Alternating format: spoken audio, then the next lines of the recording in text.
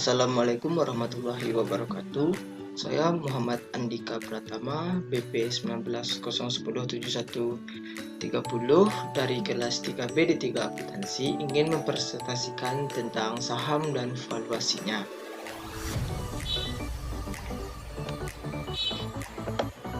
Subtopik yang pertama yaitu hak hukum dan hak istimewa pemegang saham biasa. Yang pertama, kendali atas perusahaan. Pemegang saham biasa atau perusahaan berhak memilih para direkturnya. Selanjutnya, memilih pengurus yang akan mengelola usaha. Perusahaan feodal dan negara bagian mengatur pelaksanaan hak yang dimiliki oleh para pemegang saham. Perusahaan harus melakukan pemilihan direksi secara berkala, biasanya 1 kali setahun, dengan pengambilan suara yang dilakukan di rapat tahunan. Yang kedua, hak preemptif. Hak preemptif adalah hak untuk memegang saham untuk membeli setiap tambahan saham yang dijual oleh perusahaan. Tujuannya yaitu mencegah manajemen suatu perusahaan menerbitkan saham tambahan dalam jumlah besar dan membeli sendiri saham tersebut, sehingga manajemen dapat mengambil alih kendali dalam perusahaan.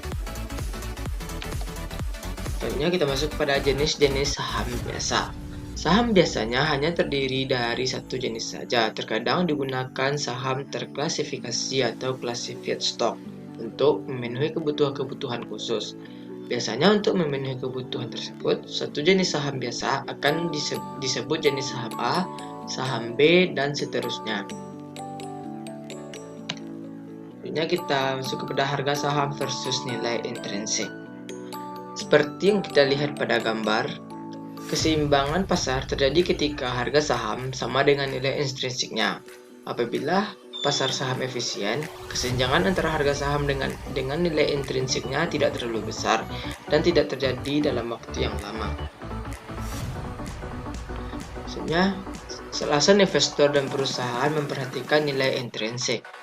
Yang pertama, alasannya kebutuhan dalam membeli saham dalam harga yang rendah dan menolak harga saham yang tinggi.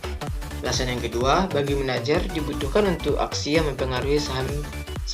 Nilai intrinsik membantu menunjukkan koneksi antara keputusan manajerial dan nilai perusahaan. Selanjutnya, model dividen yang didiskontokan. Yang pertama, dividen yang diharapkan setiap tahunnya. Yang kedua, dividen harga yang diharapkan akan diterima oleh investor ketika mereka menjual saham tersebut.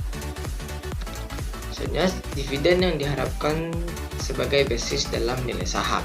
Harga saham ditentukan dari nilai sekarang aliran kas, dan persamaan valuasi dasar saham sama dengan persamaan valuasi obligasi. Nilai saham hari ini dapat dihitung sebagai nilai sekarang dari aliran dividen yang tak terhingga. Yang dimana di sini kita mendapatkan rumus nilai saham sama dengan P0 sama dengan PV dividen yang diharapkan akan diterima di masa depan. Adapun rumusnya yaitu seperti ini. D1 bagi 1 ditambah Rn pangkat 1 ditambah D2 per 1 tambah Rn pangkat 2 dan seterusnya sampai yang dividen yang diinginkan. Atau kita juga bisa menggunakan rumus sigma